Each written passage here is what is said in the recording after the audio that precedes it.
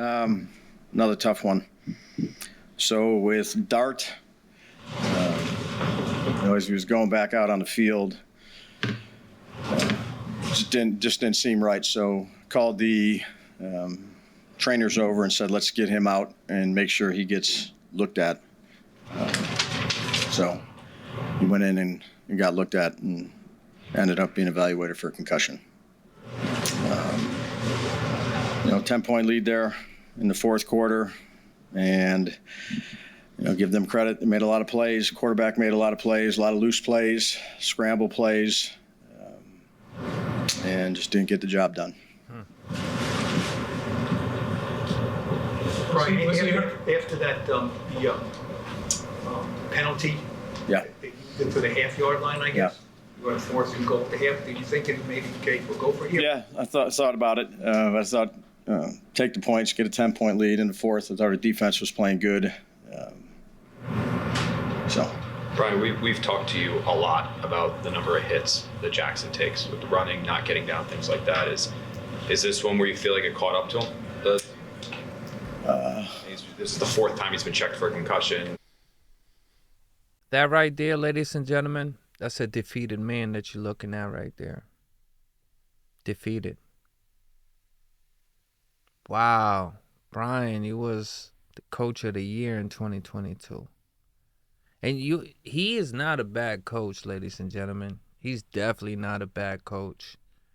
But he's just not for us. He has broken so many shameful records. There was no way we was going to keep him at all. And Shane Bowen got to go as well, of course. But Shane Bowen got to stay as well, because who's going to call the plays on defense? We literally got nobody. What are we going to get, somebody brand new and then get our defense even worse than he already is? Listen, just pray that Shane Bowen just tightens up his game, right? I think since Brian Daboll is history now with the New York Football Giants, good times and bad times. Okay. More bad times than good times. But I remember the good times. 2022 was good times. You know what I mean? Like, we didn't feel that for like 11 years before that. We actually won a playoff game. But the way we got spanked out of that just, made it so ugly. And, with Joe Shane's letting players go and them players becoming the best players that ever lived in that, or that ever done it in that position every single time. I don't know why we are like that, but that's us. It's just a way of a Giant, I guess, in 2025. But anyways, Brian has broken way too many shameful records, and he had to go. But I think, being the optimistic guy that I always am with my New York Football Giants, because I don't want to cry, I don't want to beat myself down. I already beat myself enough. Listen, the Denver Broncos game was enough. That game had turned my stomach inside out. I haven't been the same since then. And the losses we have taken since then have been so excruciating. Even worse, but the Denver Broncos is really the one, that's still carrying that. So, anyways, it's ironic, actually, Brian Daboll gets fired when the New York Football Giants are 2-8. Because that's exactly the record we was at when we went to Germany, you remember? With our boy Danny Dimes. He didn't throw no dimes in Germany at all. Not even a tiny bit. And he got kicked to the curve. And he didn't even get kicked to the curve. My man's over here, Brian Daboll, he decided to put him on a fourth string behind a guy that they just worked out. Like, basically, listen, man, can you just leave? Yo, my man's, who's now a.k.a. Indiana Jones, which is ironic, right? Because he just went to Germany. He just whipped some behind where the sun don't shine. In Munich, in Germany, in Deutschland. Yeah, he was doing his thing. And he was screaming "Fick dich" to the New York Football Giants. With his stellar performance, with his stellar running back. He got an even better running back than Barkley was for him, at this point, the way it's looking. But he got I mean, his coach is looking great. His team is looking great. They out there. They balling. But remember, with us, he wasn't balling. When he was going against Young, no, ladies and gentlemen, not Steve Young. I'm talking about Bryce Young. Bryce Young out there looking like Steve Young.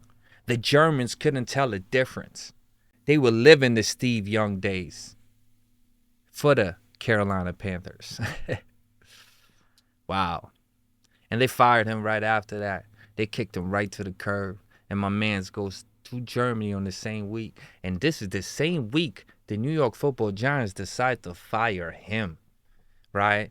And you have to. He has broken all the shameful records. We've been up in all these games. He's been just letting it drop, right?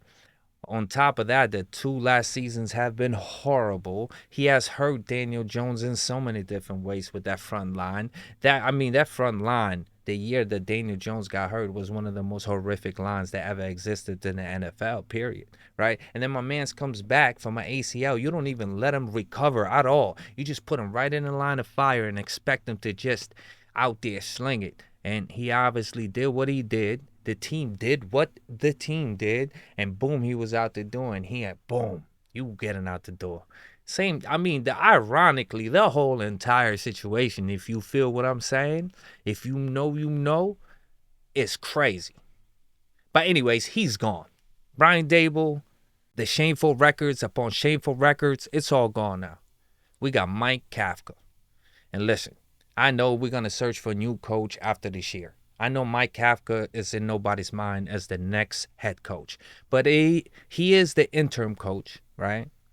Not only is it the interim coach, he has been the assistant head coach. So him coming as an interim head coach, it's almost like being in the same position he was at without having an actual boss. Now he doesn't have to learn under somebody. He's actually the guy. And I think Mike Kafka might come in here and not lose another game for the New York Football Giants. And if that happens, he will be our head coach moving forward for certain. If he wins out, now I'm not saying we're going to make it to the playoffs or nothing like that. We are a lost cause, so lost. But I'm not going for the number 1 pick. Okay, listen, we got Jackson Dart. We got Scatterbull when he comes back. We got Neighbors when he comes back. Our team is going to look good no matter where we are on the draft, okay? We have drafted nicely so far. We just need to get everybody healthy, and then we good. But if Mike Kafka beats out the season, and he's definitely not making it to the playoffs. We 2-8. What are we going to be, 9-8? Get out of here. We're not making it nowhere with 9-8. But anyways, if he beats out, he will be our coach moving forward. And if the offense looks as he's been looking, and Shane Bowen actually steps up his game, because I think if the defense steps up, I think the offense is already handling his business in the beginning. It's the defense that falls apart at the end. They just can't handle it. And they turn into the offense, and the offense, obviously, with Jackson Dart hurt, I don't know why we put Russell Wilson in. I understand. Like, he was first string, and then he became second string. You can't just put him in third. But come on, Jameis Winston deserves that. Yo, my man's been loyal. My man's been out there patiently waiting. Give him one shot. Just one shot. It only takes one shot. Come on, stop it. Stop it. You got to put Jameis Winston in there. Listen, if Jackson Dart can't go against whatever team we're going against, I think it's the Packers, right? Oh, God. And they lost to the Eagles. God, life sucks. For us New York Football Giants, life sucks. But anyways, that's who I want to see if Jackson Dart can't make it. Of course, I want Jackson Dart. That's no question. But I think Jameis Winston should be the second string, at this point. And, Brian Daboll is gone, man. Let's look into Mike Kafka. Let's see what's good. New era coming. God. When is it going to get better? I don't know. But I hope soon. Until then, guys, I gave you my thoughts. You give me your thoughts in the comments down below. Don't you dare forget to like, subscribe, share. Tell everybody about Culture of Excellence. Until next time, be safe.